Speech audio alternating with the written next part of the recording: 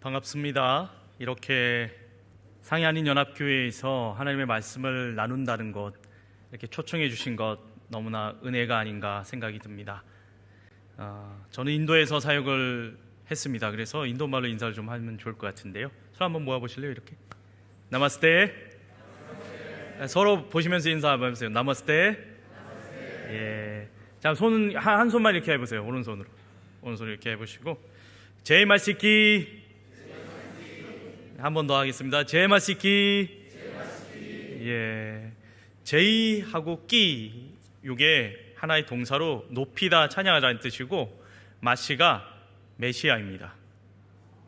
그래서 그리스도를 찬양하라 이런 뜻이라, 예수님이 하나님이시기 때문에 하나님을 찬양하라 이런 뜻인 우리 할렐루야와 같은 뜻입니다. 북인도의 힌디어를 쓰는 크리스찬들이 하는 인사법입니다.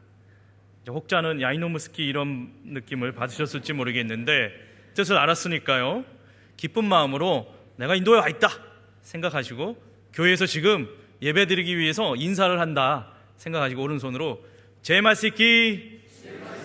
서로에게 제마시키.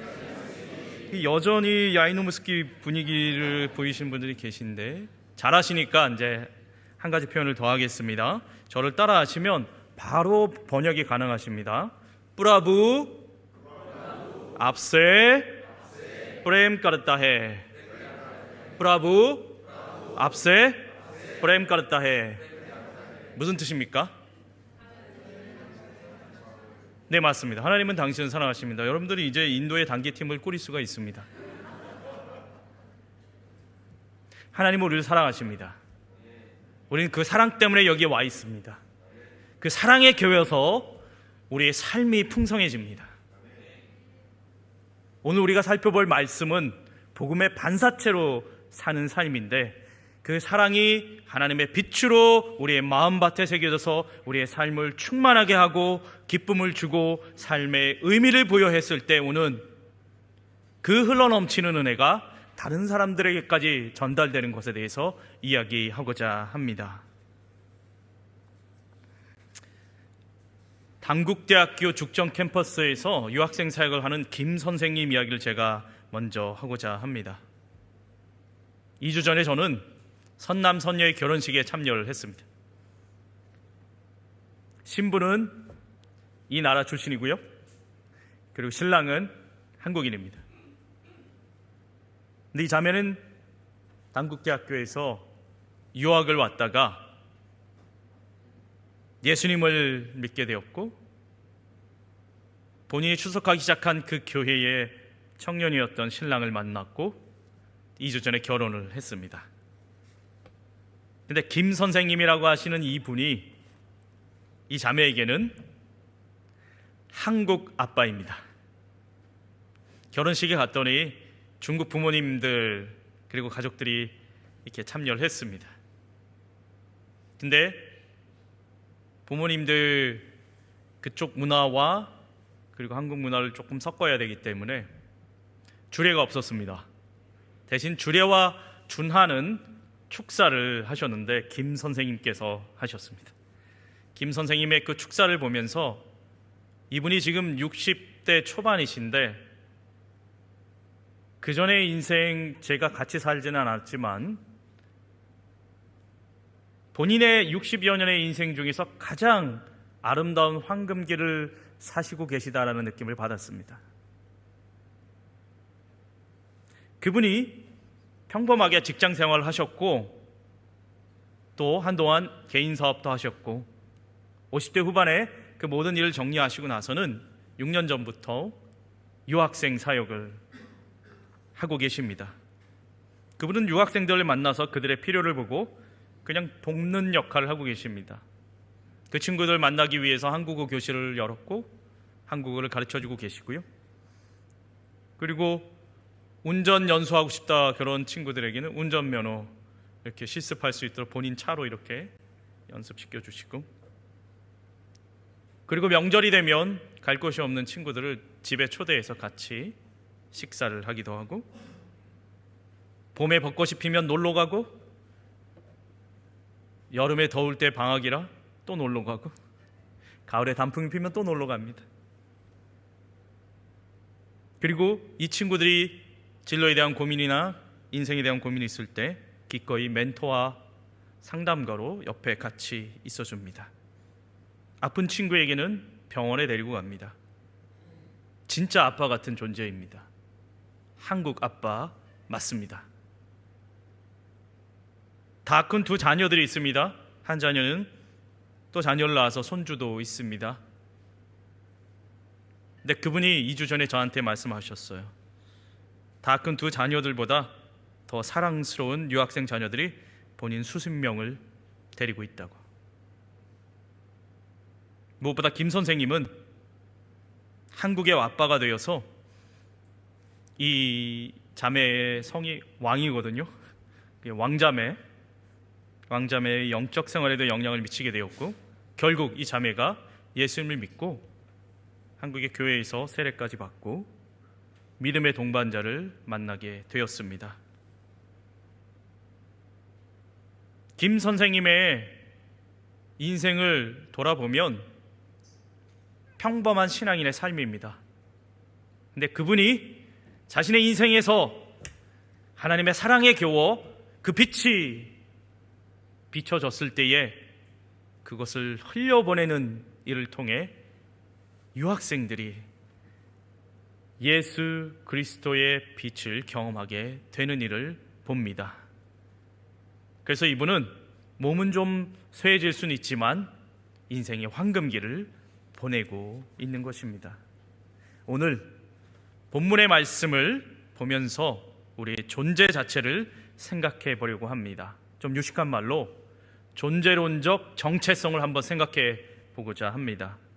우리는 어떤 존재인가? 거기에 대한 해답을 찾아나가는 과정에서 오늘 본문이 제시해 주신 세 가지 차원의 그 내용을 좀 정리하고자 합니다. 첫 번째는요, 우리는 하나님의 영광을 경험한 존재입니다. 고린도후서 4장 6절 한번 살펴보겠습니다. 다 같이 함께 읽겠습니다. 어두운 데에 빛이 비치라 말씀하셨던 그 하나님께서 예수 그리스도의 얼굴에 있는 하나님의 영광을 아는 빛을 우리 마음에 비추셨느니라. 그렇습니다. 우리는 존재론적으로 to be라고 얘기하는 being 얘기했을 때 존재론적으로 우리의 정체성은 하나님의 영광을 경험한 존재라는 겁니다. 하나님의 영광을 경험한 존재. 그 하나님의 영광을 경험한 존재로서 우리는 그 빛을 선전할 수 있는 그런 위치가 있는 것입니다. 그런데요, 요한일서 1장 1절 한번 살펴보시면요, 제가 조선어 성경을 좀 살펴보았습니다. 조선어 성경은 북한 성도들을 위해서 이제 한국 교회와 미주에 있는 한인 교회의 여러 신학자들이 번역을 한 겁니다. 거기에 이렇게 되어 있습니다. 우리는 생명의 말씀에 대해서 말하려고 합니다. 그 말씀은 천지가 창조되기 전부터 계셨습니다. 우리는 그 말씀을 듣고 눈으로 보고 실제로 목격하고 손으로 만져보았습니다. 요한복음과 요한 1, 2, 3서를 기록한 요한 사도는 생명의 말씀에 관하여 이렇게 소개하고 있습니다. 근데 그 생명의 말씀은 우리가 알고 있듯이 예수 그리스도입니다. 예수 그리스도의 복음, 그것을 어떻게 했냐? 일단 들었습니다. 그리고 눈으로 보았습니다. 근데 그것으로 끝나는 것이 아니라 실제로 목격을 해왔습니다. 그리고 손으로 만진 바 되었다라고 얘기를 하고 있습니다. 우리가 알고 있는 개역 개정 성경을 다시 한번 읽겠습니다. 태초부터 있는 생명의 말씀에 관하여는 우리가 들은 바요, 눈으로 본 바요, 자세히 보고 우리의 손으로 만진 바라. 우리가 경험하는 그리스도의 빛은 그냥 어떻게 지나가다가 불빛이 비친 게 아닙니다. 우리가 듣고 본 다음에 자세히 살펴보아서 경험한 빛입니다. 그래서 여러분들의 인생을 돌아보시면, 아니 오늘 아침도 아니면 어제도 여러분들의 그 삶에서 예수 그리스도의 흔적이 있을 것입니다. 예수 그리스도를 만나서 변화된 여러분들의 삶에 흔적이 있을 겁니다. 그것이 풍성하면 풍성할수록 우리는 우리가 누구인지를 너무나 명확하게 이해할 수 있는 것입니다. 그것이 우리가 누구인가, 어떤 존재인가를 이야기할 때 가장 먼저 선행되어야 할 그런 존재론적인 정체성입니다. 우리는 하나님의 영광을 경험한 존재이다. 두 번째, 우리는 세상으로 하여금 하나님을 알게 하는 존재입니다. 다시 말씀드립니다. 우리는 세상으로 하여금 하나님을 알게 하는 존재입니다. 성도의 특별함은 바로 여기에 있습니다. 근데 그 특별함이 우리 스스로 만들어낸 것이 아니라 우리 안에 계시는 하나님께서 우리 자신의 빛과 사랑을 비추신 결과로 드러난 것입니다. 그래서 특별하지만 우리는 자랑할 것이 없습니다. 6절에서 그리스도의 빛이, 하나님의 빛이 우리 마음에 새겨지고 충만케 되는 내용들이 있었다면, 이어지는 7절이 우리의 존재론적인 그 정체성을 더 명확하게 해줍니다. 7절 한번 보실까요? 다 같이 7절에 있는 내용들을 한번 읽어보겠습니다. 우리가 이 보배를 질그릇에 가졌으니 이는 심히 큰 능력은 하나님께 있고 우리에게 있지 아니함을 알게 하려 함이라. 아멘. 우리에게 빛을 비추신 그 하나님은 우리가 간직하고 누리는 보배입니다. 근데 우리는 사실 그 보배를 간직하면서 그것들 기꺼이 알리는 존재입니다. 한 형제가 있습니다. 작년에 제가 만나는데요, 20년간 한국에 살면서 얼마 전에 한국인으로 귀화한 외국인입니다. 이 형제는 20년 전에 대구대학교에 유학생으로 왔습니다. 지금은 결혼해서 자녀가 있습니다. 반도체 관련된 사업을 하면서 잘 살고 있습니다. 사업가입니다. 근데 그 형제가 작년에 대구대에서 만났던 예전에 한국인 선배한테 연락을 해서, 형, 제가 교회 다시 나가고 싶어요 하면서 교회를 나오기 시작했습니다. 복음을 같이 전달받기 시작했고, 그 형제를 제가 만나게 되어 같이 초신자 성경 공부를 하게 되었습니다. 그 형제는 회심을 경험하고 지금도 신앙생활을 열심히 하고 있습니다. 근데 제가 그 얘기를 하는 이유는, 이 형제가 20년 전에 만난, 20대의 대학 시절에 만난 한국인 기독 청년 선배, 학교 선배의 전도를 받고 교회를 갔고 수련회도 쫓아갔고 성경 공부 모임에도 갔지만 믿음이 있지는 않았어요. 그리고 졸업하고 각자 바쁜 인생을 살면서 20년을 그렇게 떨어져 살다가 최근 몇 년 전에 서로 연락이 닿아서 만나게 되었고, 그때도 교회에 나가지 않았고 믿음이 있지는 않았어요. 근데 그런 20년의 인생 동안 힘들었습니다. 사업이 좀 정착이 되고 번창했지만 삶 자체가 쉽지가 않았습니다. 부부관계라든지 가족의 문제라든지 본인은 외국인이기 때문에 한국에서 정착해서 사는 문제, 여러 가지가 자기 뜻대로 안 되는 것을 봅니다. 부자입니다. 본인 차도 외국 차고요. 아내와 부부싸움 한 이후에 아내를 달래기 위해서 벤츠를 선물해 주는 그런 형제입니다. 저와 결이 다른 형제입니다. 그런데요, 마음에 평화가 없습니다. 그래서 몇 년 전에는 불교에 심취해서 한번 좀 그런 마음을 달래보고자 했는데 거기에서도 진리를 발견하지 못했습니다. 근데 생각난 인물이 있습니다. 20년 전에 대학 시절에 만났던 예수 믿는 그 선배. 그 선배한테 연락을 해서, 형, 제가 사는 집 주위에 교회 좀 소개시켜 주세요. 근데 제가 출석하는 그 교회를 소개시켜 줬습니다. 그리고 제가 만나게 되었고 전 같이 성경 공부를 시작을 했습니다. 20년 전에 그 선배가 복음의 씨앗을 뿌렸지만 작년이 되어서야 그 씨앗이 싹을 틔우고 자라는 것을 보게 된 것입니다. 당장의 열매가 없을지라도 그때 그 선배는 복음의 반사체의 삶을 살았던 것입니다. 마태복음 5장 16절에 보면요, 예수님께서 산상설교에 너는 세상의 소금이요 빛이요라는 그 구절 속에 빛에 대한 이야기를 이렇게 이야기하십니다.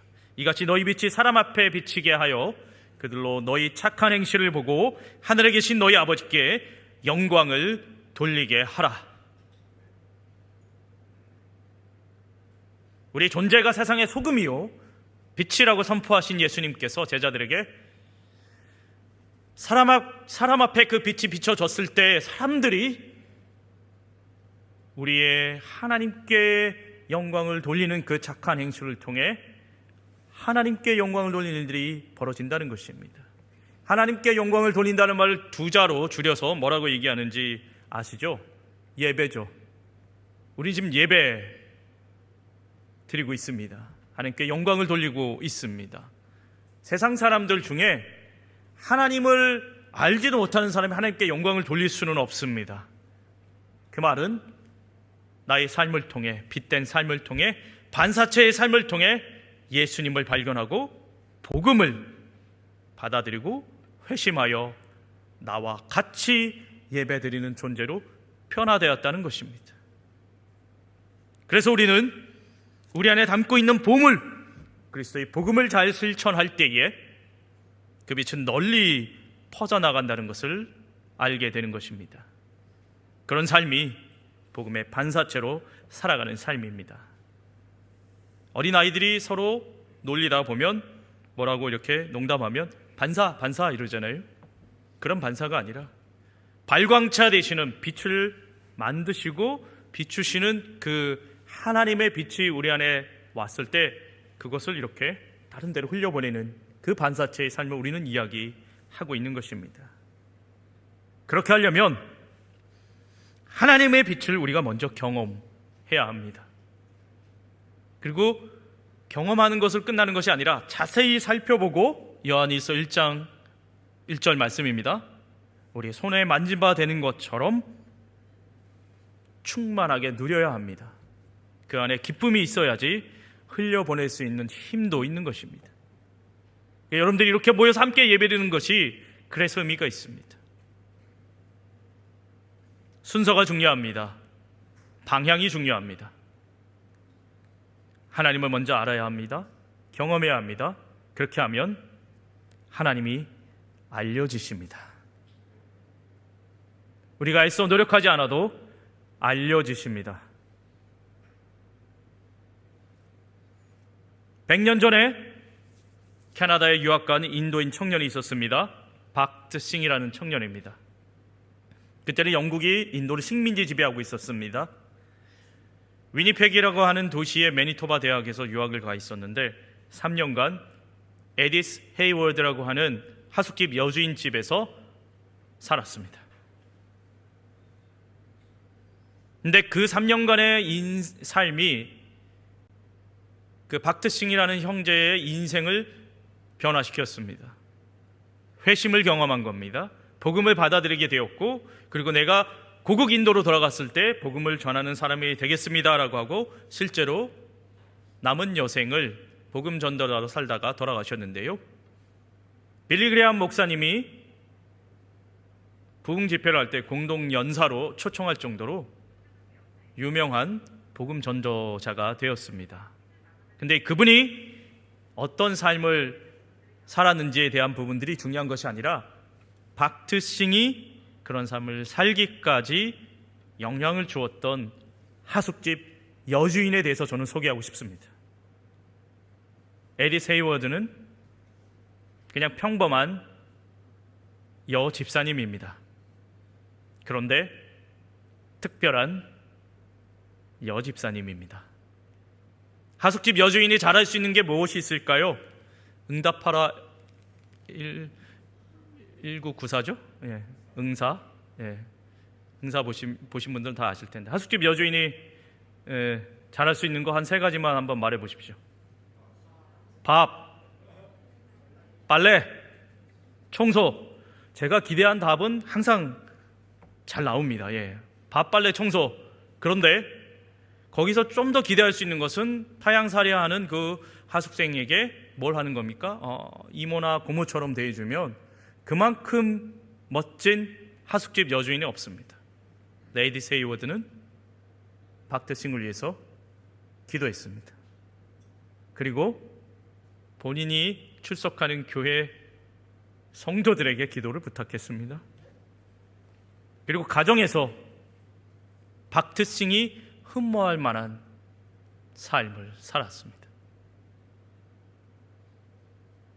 제가 그 전기를 읽으면서요, 박트싱에 대해서 배우려고 그 책을 읽기 시작했는데 책을 덮고 나니까 에디스 헤이워드라는 여성이 더 크게 저한테 다가왔습니다. 박트싱 교회는 인도 전역에 10,000개가 넘는 교회가 지금 현재 있고요, 자립, 자전, 자치하는 교회이고 그 교회를 방문하기도 하고 목회자와 성도를 만나기도 하고, 그러면서 제가 그걸 확인했는데 그게 가능한 이유가 되는 그 첫 단추가 꿰어진 그 인물이 에디스 헤이워드였다는 것입니다. 에디스 헤이워드 이 여사는 결혼하기 전에 처녀 때에 선교사가 되고 싶었습니다. 그런데 그 꿈을 이루지 못했고요, 결혼하고 나서 그냥 고향 땅에서 하숙집 여주인이 되었습니다. 그런데 제가 돌아보면요, 그 어떤 선교사보다 위대한 선교사가 에디스 헤이워드가 아니었나라는 생각을 합니다. 위대한 복음 전도자 박트싱을 그리스도의 충만한 빛 넘치는 그 은혜와 복음을 흘려보내서 회심할 수 있게 영향을 주었기 때문입니다. 우리는 존재론적으로 하나님을 알리는 존재입니다. 제가 안식년 때에 온 가족이 하와이 코나에 있는 YM 예수전도단 열방대학에서 DTS를 받았는데요, 거기 목요 집회를 하면 집회장 여러분들 보시기에 왼쪽 그리고 오른쪽에 글귀가 1개씩 써 있습니다. 왼쪽엔 To know God 이렇게 써 있어요. 하나님을 알자 이런 뜻이에요. 오른쪽에 뭐라고 써 있는지 아세요? To make him known. 하나님을 알리자. 근데 이게 거꾸로 되면 안 됩니다. 하나님을 알지 못하면 알릴 수가 없습니다. 아니면 잘못 알릴 수가 있게 되는 것이죠. 우리는 어떻게 해서든 하나님을 알려고 해야 되고 그분을 내 삶에서 경험하려고 해야 합니다. 그러면 하나님을 알리게 됩니다. 자, 이제 3번째입니다. 존재론적인 정체성 3번째. 우리는 질그릇과 같이 보잘것없고 약한 존재입니다. 인도 사람들이 잘 마시는 짜이라고 하는 밀크티가 있습니다. 티 자체는 중국에서 시작한 거죠. 그게 이제 인도까지 영향을 미쳤는데 인도인들은 홍차, 밀크티를 주로 마십니다. 진하게 설탕을 많이 넣고 우유를 많이 넣고 깊이 있게 우려내서 마시는 그 짜이는 하루에 3잔 내지 4잔 정도를 매일매일 마십니다. 눈 뜨면 짜이를 먼저 마십니다. 그래서 이 짜이를 마실 때 전통적으로 초벌 구이한 작은 찻잔에 따라서 마십니다. 다 마신 후에 그냥 길바닥에 던지면 바로 흙으로 돌아갑니다. 그래서 굉장히 자연 친화적인 일회용 컵입니다. 그렇게 우리는 질그릇같이 약한 존재입니다. 우리가 약함을 깨달을 때 하나님의 강함을 더 크게 경험하게 됩니다. 우리에게 빛을 비추신 그 하나님께서 약하디 약한 질그릇 같은 우리에게 보배처럼 다가오셔서 우리가 그것들 간직하게 하시고 그 능력을 발하게 하신 것은 우리의 강함 때문이 아니라 우리의 약함 때문에 가능한 것입니다. 2013년부터 13년째 선교사 부모님 케어 사역을 하고 계시는 홍 장로님이 계십니다. 그분은 70대 후반, 몸이 쇠하고 약하신 분입니다. 하루에 일을 많이 하실 수 있는 분도 아니세요. 근데 저희 단체의 선교사 부모님들은 저희 양가 부모님을 포함하여 저희 단체가 무슨 단체인지 잘 모르세요. 사실 크게 관심도 없으세요. 근데 내 아들이, 내 딸이, 내 사위가, 내 며느리가 그 단체 소속 선교사로 있으니까 그냥 관심을 가지는 겁니다. 근데 이분들이 우리 단체 소속 자녀들을 제외하고 유일하게 알고 있는 분은 홍 장로님이십니다. 홍 장로님께서 수시로 전화를 하고 아드님이, 따님이, 사위가, 며느리가 이렇게 지내고 있습니다. 요즘 어떻게 지내세요? 몸은 괜찮으세요? 위에서 기도를 하십니다. 때가 되면 선물을 보내기도 합니다. 며칠 전 5월 8일 날 우리가 어버이날 행사를 몇몇 수도권에 사시는 부모님들 초청해서 같이 했는데 그 모든 것을 홍 장로님께서 기획을 하셨습니다. 근데 이게 13년 차입니다. 우리가 인간적인 기준으로 봤을 때 은퇴하시고 꽤 많은 시간이 흐른 이 장로님이 몸이 기력이 쇠하셔서 뭔가 많이 하실 것 같지 않은데 그분의 작은 삶의 실천이 하나님의 강하심과 능력을 나타내는 것으로 드러나는 것을 보게 됩니다. 그렇습니다. 우리가 약할 때 하나님은 강하십니다. 우리가 강할 때 하나님의 강하심이 우리의 강함 때문에 묻혀버립니다. 그래서 우리는 할 수만 있다면 우리의 약함을 고백해야 하고 그분의 강함을 드러내야 할 것입니다. 말씀을 좀 정리하고자 합니다. 오늘 본문 고린도후서 4장 6절에서 7절의 말씀은 성도인 우리가 마땅히 가져야 할 정체성을 가르쳐주고 있습니다. 바로 복음의 반사체로 살아가는 자라는 겁니다. 그런 삶을 살아갈 때 제 아무리 힘든 상황이 우리에게 올지라도 능력의 빛으로 오신 그리스도께서 우리를 가장 가치 있는 존재로 만들어 주실 것입니다. 살펴보면 본문 바로 다음 구절들이 그것을 잘 말해주고 있습니다. 다 같이 고린도후서 4장 8절에서 10절까지를 읽어보겠습니다.